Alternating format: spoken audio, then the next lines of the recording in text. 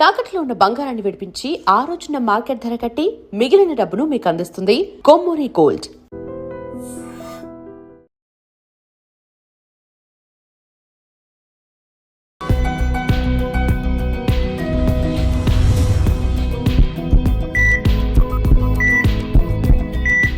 Strong bones equals to strong life. Welcome to healthy conversations with I dream. నా పేరు లుంబిని. ఈ రోజు మనతో పాటు ఉన్నారు డాక్టర్ రవితేజ రుద్రరాజ్ గారు, కన్సల్టెంట్ ఆర్థోపెడిషియన్, స్పెషలిస్ట్ ఇన్ నీ preservation, robotics and sports medicine. Let's talk to him. Hello sir. నమస్తే అండి. నమస్తే సార్. నీ రీప్లేస్మెంట్ సర్జరీస్ గురించి మాట్లాడినప్పుడు యూజువలీ పార్షల్ నీ రీప్లేస్మెంట్ చేస్తారు, లేదంటే కంప్లీట్ ఫుల్ చేస్తారు కదా. సో దీనికి ఇప్పుడు రోబోటిక్ అనేది వచ్చింది కదా, రోబోటిక్స్ అండ్ అడ్వాన్స్ టెక్నాలజీ పెరుగుతుంది, లేటెస్ట్ డెవలప్మెంట్స్ అనేవి జరుగుతున్నాయి కదా. సో రోబోటిక్స్ ఎలాంటి రోల్ ప్లే చేస్తుంది? ఈ నీ రీప్లేస్మెంట్ అనేది one of the most successful surgeries అండి. లాస్ట్ ఐ థింక్ 30-40 ఇయర్స్ చూస్తే కనుక ఈ నీ రీప్లేస్మెంట్ సర్జరీ వల్ల చాలా చాలా పేషెంట్స్ బెనిఫిట్ అయ్యారు. ఎంతోమందికి ఇంకొక లైఫ్ ఇచ్చినట్టు అయింది. బికాజ్ ఆ ఏజ్కి వచ్చాక ఇంకొంచెం వీక్ అయ్యి ఇంకొంచెం డిపెండెన్సీ పెరిగే టైంలో నీ రీప్లేస్మెంట్ అనేది పర్సనల్గా వాళ్ళ మీద వాళ్ళకి కాన్ఫిడెన్స్కి కావచ్చు, లేకుంటే వాళ్ళ మీద వాళ్ళు ఇండిపెండెంట్గా ఉండడానికి చాలా హెల్ప్ అయింది. బట్ ప్రాబ్లమ్ ఈ నీ రీప్లేస్మెంట్ ఏంటంటే, మీరు తరచుగా వింటూ ఉంటారు 80% మంది హ్యాపీ ఉంటే 20% పీపుల్ ఆర్ నాట్ హ్యాపీ చేయించుకున్న తర్వాత. నొప్పులని అవని తర్వాత ఎంతో కొంత డిస్సాటిస్ఫాక్షన్ కూడా ఇనే ఉంటారు. సో వీటికి కారణాలు we don't know, exactly. So చేసినప్పుడు అందరికి ఒకలానే చేస్తారు, బట్ కొంతమందికి ఎంత బాగా అనిపించి కొంతమందికి ఎందుకు అంత రికవరీ పరంగా చూస్తే అంత అలా ఎందుకు అనిపించట్లేదు అన్నది still we don't know. But definitely there are few factors which are contributing to it. దాంట్లో వన్ ఆఫ్ ద ఫ్యాక్టర్ ఏంటంటే, లేటెస్ట్ రీసెర్చ్లో చూస్తే కనుక మన మోకాళ్ళన్నీ ఒక కైండ్ ఆఫ్ మోకాళ్ళు కాదు. There are 9 different types of knees. చాలా రకాలు ఉండొచ్చు, బట్ అట్లీస్ట్ కేటగరైజ్ చేస్తే ఒక 9 డిఫరెంట్ టైప్స్ కింద కేటగరైజ్ చేస్తే, సో మీకు ఒక రకమైన మొక్కలు ఉండొచ్చు, నాకు ఒక రకమైన మొక్కలు ఉండొచ్చు, కొంతమందికి ఇలా వంపులు ఉంటాయి, స్ట్రైట్గా ఉంటాయి, అలా ఒక రకమైన డిఫరెంట్ నీ టైప్స్ ఉంటాయి అన్నమాట. సో ఎలాంటి టైప్ వాళ్ళకి ఎక్కువ వచ్చే ఛాన్సెస్ ఉంటాయి? అంటే ఏ టైప్ కన్నా నీ ఆర్థరైటిస్ రావచ్చండి. ఇట్ ఈస్ నాట్ అబౌట్ ఈ ఒక్క టైప్కి వస్తుందని కాదు, but the question of interest here is that మన ఇండియన్స్లో ఏ నీ టైప్ కామన్ అనేది. ఎందుకంటే ఇప్పుడు ఇదివరకు ఈ నీ రీప్లేస్మెంట్ చేసినప్పుడు ఏంటంటే, అన్ని మోకాల్ని ఇలా స్ట్రైట్గా కూర్చోబెట్టేసి ఇలాగా పర్ఫెక్ట్ లైన్లో కూర్చోబెట్టి చేస్తూ వచ్చాము. అది బాగానే వర్కౌట్ అయింది కానీ, బట్ అగైన్ ఇప్పుడు ఫర్ ఎగ్జాంపుల్ దేవుడు మనకు కొంచెం వంపుగా ఇచ్చాడు అనుకోండి మోకాల్ని, దాన్ని స్ట్రైట్గా పెడితే ఆటోమేటికల్గా పేషెంట్కి చేసిన తర్వాత ఇది నా మోకాలు కాదనే ఫీలింగే ఉంటుంది అనమాట. సో వాళ్ళకి ఏదైతే న్యాచురల్గా వచ్చిన నీ ఉందో అదే న్యాచురల్ నీ వాళ్ళకి ఇవ్వగలిగితే కనుక they will be happy. Similarly ఇంకొకటి ఇంపార్టెంట్ థింగ్ ఏంటంటే, నీ రీప్లేస్మెంట్ సర్జరీలో బ్యాలెన్స్ అనేది. సో నీ అనేది ఏంటంటే, మీకు ఇలాగ ఇందాక చెప్పినట్టు బ్రిడ్జ్ లాగా పిల్లర్స్తో హ్యాంగ్ అవుతూ ఉంటుంది అనమాట. సో మీకు సైడ్కు ఉన్న లెగమెంట్స్ ఏవైతే ఉన్నాయో అవి రెండు నీని బ్యాలెన్స్ చేస్తూ ఉంటాయి. సో రెండు వైపులు కూడా ఈక్వల్ బ్యాలెన్స్ ఉండాలి. సో ఇది వర్క్ చేసినప్పుడు నీ రీప్లేస్మెంట్స్లో ఆ బ్యాలెన్సింగ్ కంటే మెయిన్గా స్ట్రైట్ కూర్చోబెట్టావా లేదా అన్నదే చూసుకుంటూ ఉండేవారు. బట్ ఇప్పుడు ఆ బ్యాలెన్స్ అనేది చాలా చాలా క్రిటికల్ కాంపోనెంట్. ఎందుకంటే బ్యాలెన్స్ బాగుంది అనుకోండి, న్యాచురల్గా పేషెంట్కి నీ తన కంట్రోల్లో ఉన్నట్టు ఉంటుంది. లేదంటే ఎంత నీ రీప్లేస్మెంట్ చేసినా కూడా బ్యాలెన్స్ లేకపోతే తనకి పెయిన్ రావడము, కొంచెం దూరం వెళ్తే అలసిపోయినట్టు ఉండడం, నొప్పులు రావడం, కూర్చోవడం అలాంటివి చేస్తూ ఉంటారు. సో ఈ రోబోట్కి రోల్ ఎక్కడుందంటే, మనం రోబోటిక్ టెక్నాలజీ వాడితే కనుక సర్జరీ కంటే ముందే మనం ఆ సర్జరీని ఒక విధంగా చూసుకోవచ్చు, చేయొచ్చు కూడా. యాజ్ ఎ సర్జన్గా అంత ఇన్సైట్స్ ఇస్తుంది రోబోట్ మనకి. ఎందుకంటే ప్రీ ఆపరేటివ్గా మనం చూస్తే కనుక ఆ పేషెంట్ మోకాల్ సైజ్ ఏంటి, లెగమెంట్లు అవి పక్కన బోన్స్ అవి ఆస్టియోఫైట్స్ అంటాం, అరిగినప్పుడు ఎంత అరుగుదల ఉంది, ఎక్కడ బాగా అరిగింది, ఎలా చేయొచ్చు, అది ఇది అనేది చాలా ఇన్ఫర్మేషన్ ఇస్తుంది మనకి. అలానే రోబోటిక్ రీప్లేస్మెంట్లో ఇంకొక అడ్వాంటేజ్ ఏంటంటే, మనం చాలా తక్కువ ఎముకని బోన్ని తీసి మనం ఇంప్లాంట్ని కూర్చోబెట్టచ్చు. అలానే ఇంట్రాపరేటివ్గా చూస్తే రోబోటిక్లో అడ్వాంటేజ్ ఏంటంటే, ఇది వరకు మనం ఆ స్ట్రైట్ కూర్చోబెట్టడానికి చాలా వరకు కండరాలను కోసేసి రిలీజ్ చేసేసేవాళ్ళం. దానివల్ల సర్జరీ అయిన తర్వాత చాలా నొప్పులు వచ్చేసేటివి పేషెంట్కి. అలానే మనము క్యాప్సూల్ స్ట్రెచ్ అంటాం అనమాట. బాగా వంపి తీసినప్పుడు అది బాగా డ్యూరింగ్ సర్జరీ చేసిన తర్వాత సర్జరీ తర్వాత నొప్పులు బాగా వస్తూ ఉండేవి అనమాట.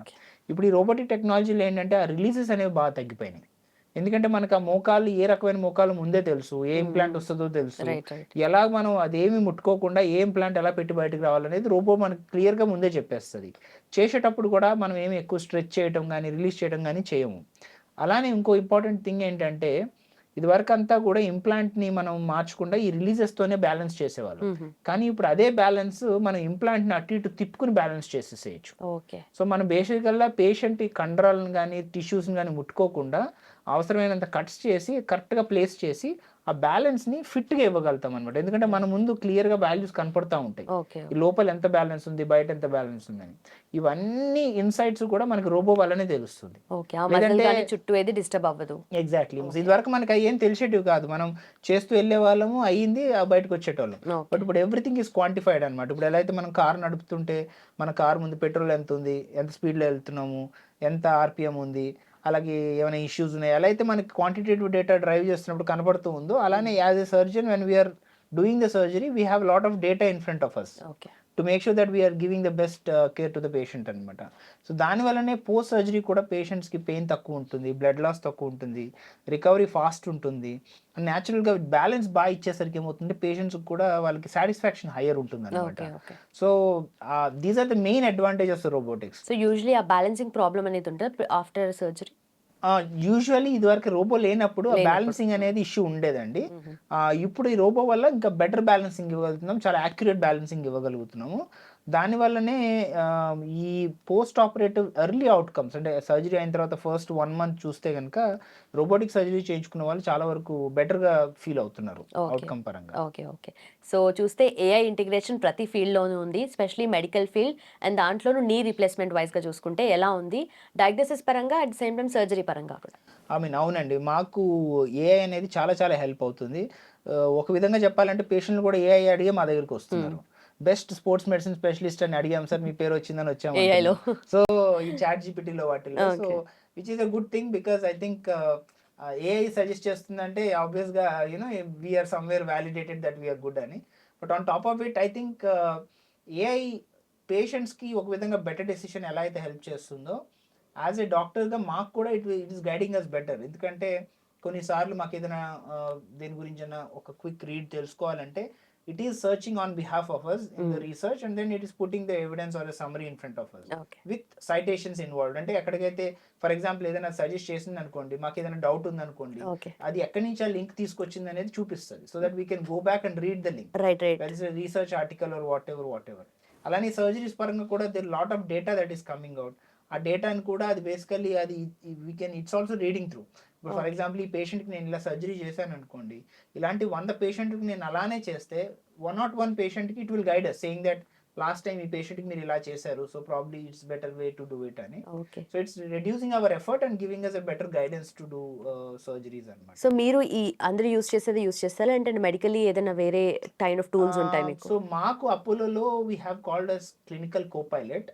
Basically Apollo is working with Microsoft వాళ్ళ ChatGPT, obviously ChatGPT is associated with Microsoft కాబట్టి ఈ అంటే డెఫినెట్గా పేషెంట్స్ వాడే ఈ చాట్ జీపీటీ కంటే మాది ఒక డిఫరెంట్ యూనో వెకాబులరీ అవన్నీ ఉంటాయి కదండి. సో దానికి క్లినికల్ కోపైలట్ అంటే ఉంటుంది. ఆబ్వియస్గా ఇప్పుడు మా అపోలో దాంతో ఇంటిగ్రేట్ అయ్యాక మేము పేషెంట్ ఇంటరాక్ట్ అవుతున్నప్పుడే అది కూడా మాతో పాటు వింటూ ఉంటుంది. అంటే ఇప్పుడు మనం మాట్లాడుకుంటున్నాం అనుకోండి, బ్యాక్గ్రౌండ్ లో కంప్యూటర్ కూడా is hearing to us. So by the end of conversation మన కాన్వర్సేషన్ అది నోట్స్ లో పెట్టేసి ఫర్దర్ గా అది అడుగుతుంది అనమాట, మీకు ఏమైనా ఏఐ సమ్మరీ కావాలా, ఏఐ ఇన్పుట్స్ కావాలా అని. So it's going to become a part of health ecosystem. Okay. So during surgery ఎలా యూస్ చేస్తారు ఏఐ? డ్యూరింగ్ సర్జరీ యాజ్ మీకు చెప్పినట్టు ఇప్పుడు చేస్తున్నప్పుడు అదేమన్నా ఒక పేషెంట్ సర్జరీ చేస్తున్నప్పుడు ఇంప్లాంట్ పెట్టడానికి కానీ కట్స్ చేస్తున్నప్పుడు కానీ it will tell us, do you want to do this might give you a better result అని. అది చేయాలని అదేం ఫోర్స్ చేయదు, ఆబ్వియస్ గా మనమే చేయాలి ఏం చేసినా కూడా, but it will give us a guidance, options.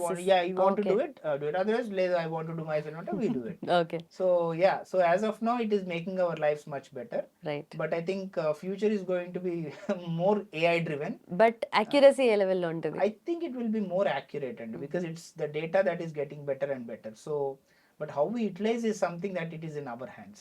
But manually మీరు యాజ్ అ డాక్టర్ జడ్జ్ చేయడానికి ఏఐ జడ్జ్ చేయడానికి డిఫరెన్స్ ఉంటుంది. అదే అండి, ఇప్పుడు నా డొమైన్ ఆఫ్ ఎక్స్పర్టీస్ నీ ఉందనుకోండి, it can never overcome me, because అదేం చెప్పినా నాకు నా మైండ్ కూడా చెప్తూ ఉంటుంది, తప్పు చెప్తుంది, కరెక్ట్ చెప్తుంది. ఇప్పుడు అదే నాకు ఫర్ ఎగ్జాంపుల్ మీడియా ఉందనుకోండి, ఇప్పుడు మీ గురించి ఏదైనా నాకు చెప్పింది అనుకోండి, నేను అదేం చెప్తే అది నమ్ముతాను, బికాస్ నాకు ఆ నాలెడ్జ్ లేదు కాబట్టి. So I think it's all about your domain expertise. Obvious గా మీకు కోర్ డొమైన్ ఎక్స్పర్టీస్ నాకు దాటి వెళ్ళలేదు, because you know what is the best. But again అది కాకుండా వేరే అన్నిటికి మీకు అది ఏమన్నా హెల్ప్ కావాలంటే అది హెల్ప్ చేస్తుంది. రైట్. అలానే మనం కూడా గుడ్డిగా నమ్మేయకూడదు. అది ఏమన్నా చెప్పిందంటే ఆబ్వియస్‌గా డౌట్ ఉందంటే you have to make sure that you you go through and you also check and then take a decision. Right. Problem ఏంటంటే డెఫినెట్లీ. ఏఐతో ఇట్ కీప్స్ హాలుసినేటింగ్. ఓకే. తెలీదు అనుకోండి, తెలీదని చెప్పదు. ఏదో తెలిసింది చెప్తది. అది మనకు తెలీదు అనుకోండి, అది మనల్ని నిజమని హర్ట్ చేయడం నమ్మేస్తాం. ఇష్టం లేదు దానికి. ఎగ్జాక్ట్‌లీ. మనం ఏంటంటే దాని మీద మనకి అవగాహన లేదనుకోండి, మనల్ని అది నమ్మించేలా ఆన్సర్ ఇస్తది. కరెక్ట్. సో అందుకనే మన డొమైన్ ఆఫ్ ఎక్స్‌పర్‌టీస్‌లో మనకు తెలిసిపోతది. బట్ వేరే డొమైన్స్ ఉన్నప్పుడు obviously you might be misled అన్నమాట. Right. Done sir. Thank you so much. Thank you అండి. Thank you.